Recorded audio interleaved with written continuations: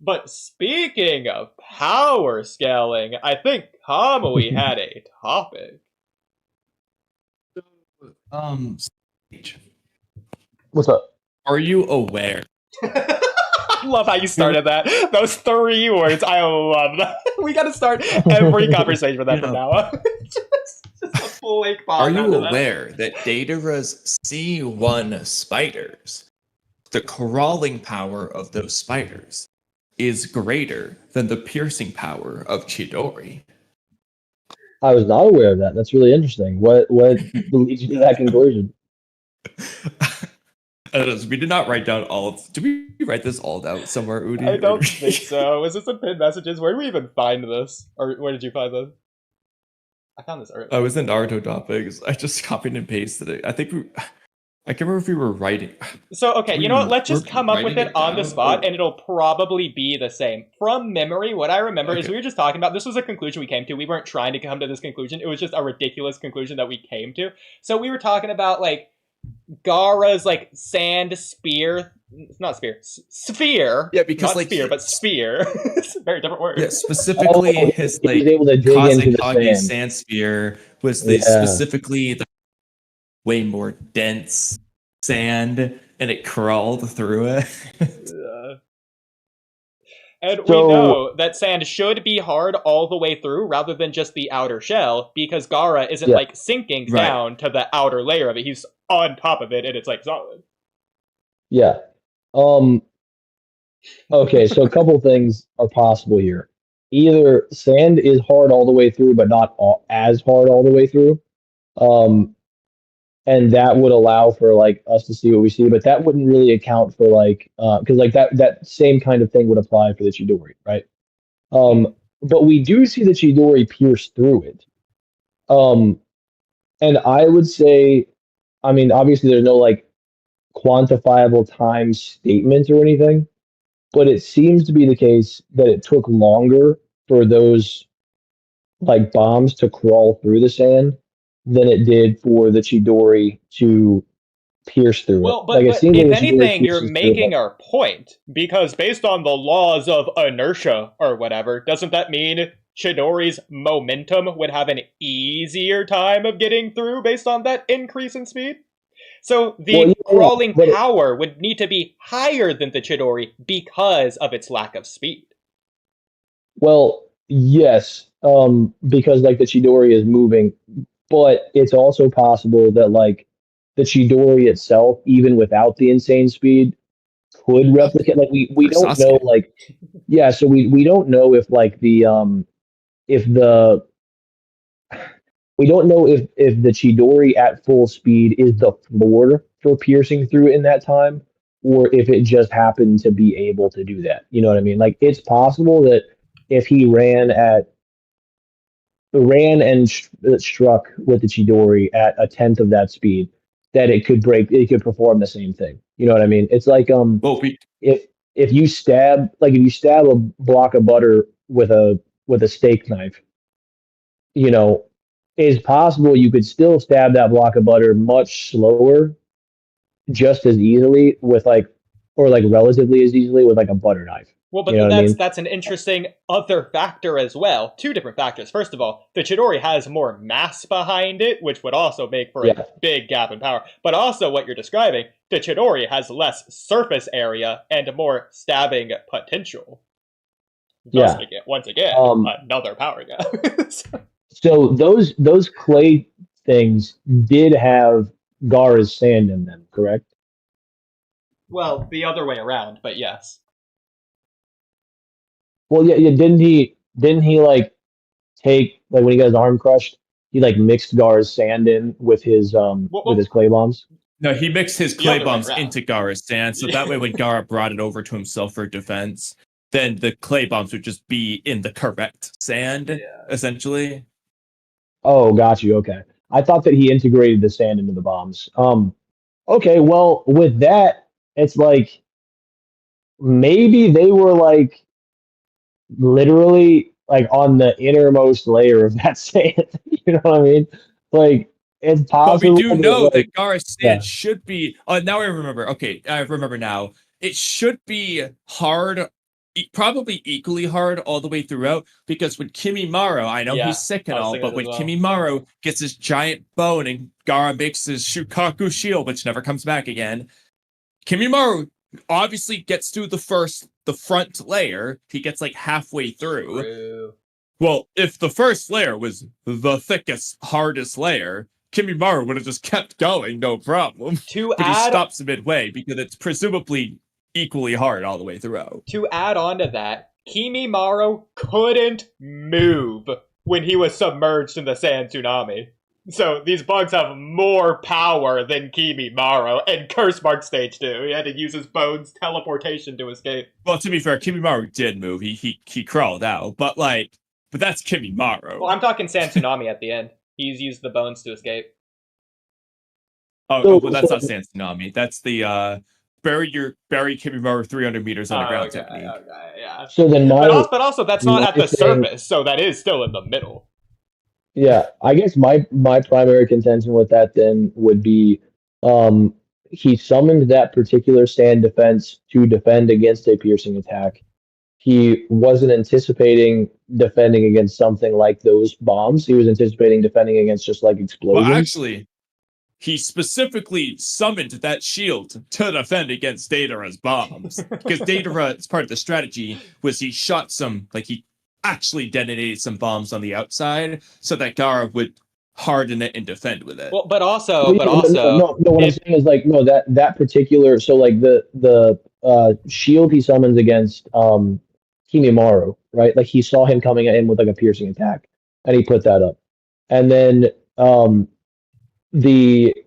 he knows he can like stab and stuff with his bones, but he put the shell around himself to defend against explosions. So he might not be accounting for like piercing force, so he might not have to harden the inside as much as he hardens the outside. Because like really the whole point of it is to like defend against the explosions on the outside. And especially because like at this point in time, he's already used just like an insane amount of chakra, probably like moving all that sand around. And this is like after the giant like Shukaku sand arm things come out too. And so it could be the case that like he's putting enough, like he's making the sand hard enough on the outside to defend against the explosions, but not fully hardening the inside because it wouldn't necessarily like have to be as hard. You know what I mean? Kamui, you're going out? Hopefully that's not just me. No, it's not just you. Okay. So, I don't know what Kamui was going to say, but let's keep in mind that this was pre-time skip Gaara, whose sand was stronger than Kimimaro's bones, stated stronger than steel, which is the hardest building material, stronger than diamond. The hardest material. Is this working now? Yeah, it's working. Yeah, we get it. Yeah, this is pre-time skip Gaara, years younger, getting Gaara. So. Yeah, I mean, I do think his defense is stronger in part two. It's just like with that particular feat, I don't like to get that granular because I don't feel like Kishimoto intended for it to be that granular. Obviously. Well, obviously, he's not going for Deidara C1 over Chidori by any means. Right, yeah, exactly. But I do think that there would be like valid contentions for it with the like trying to conserve some chakra, hardening the outside of that shell more than the inside. If the clay got mixed into his sand and ended up towards the inside, it might just be in like a softer portion of the sand. Well, hold on. Hear me out.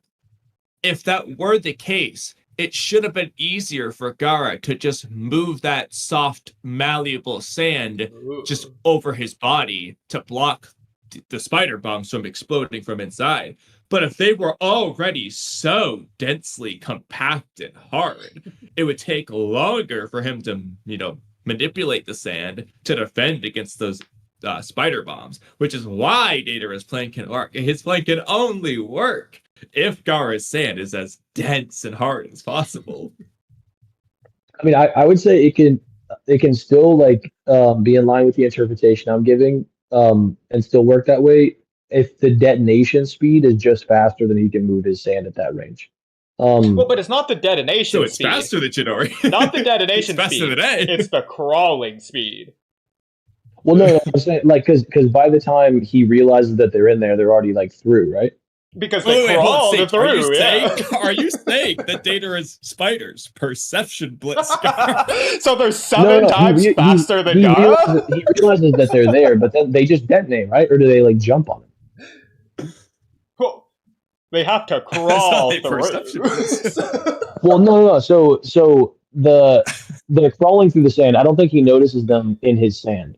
He doesn't notice them until they've already made it into the. He doesn't notice it until they've already made it inside of the inner part of the shell.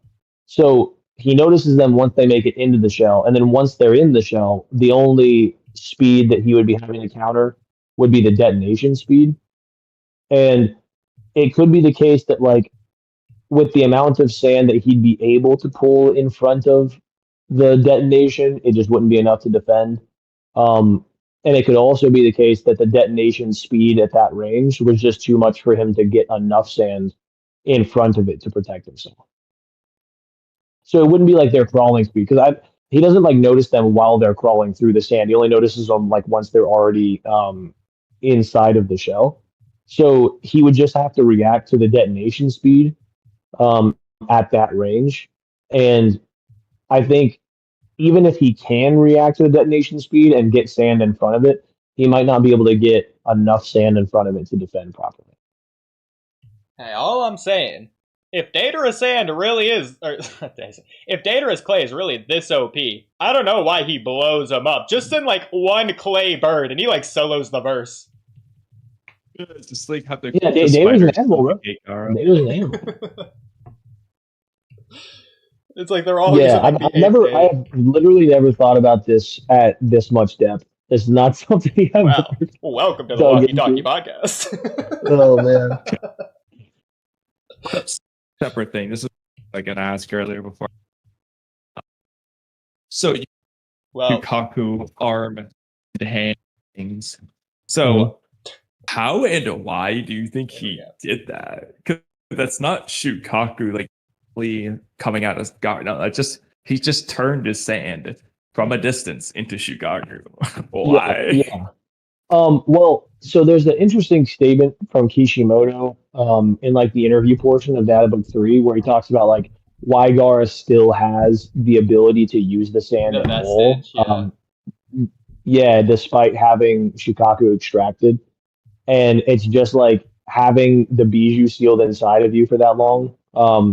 Your chakra just like ends up taking on those kinds of properties. And so like he can still use that ability. Despite the fact that like my earbud's dying. Despite the fact that the sand control ability is actually not his own. So it could just be the case that like that ability is not his own either, like the giant Shukaku hands. But because Shukaku's been sealed inside of him for so long, he can just use it. Kamui, do you have this posted somewhere? The picture? Oh, I guess while Kamui thinks about that. Speaker really quick. Yeah, you're good. I'll say. Oh, there you go. Man, Kamui's having a bad night. Clearly. So I will note this is before Shukaku's extraction, but what's happening here is Gara isn't making the sand connected to him. He's transforming other sand away from him into Shukaku's like blue-lined sand or whatever. Yeah. It's ridiculous. No, it's a stylistic choice. Why? I mean, it makes give me 1 second. Like I'm gonna disconnect my earbud. Yeah, good. Okay.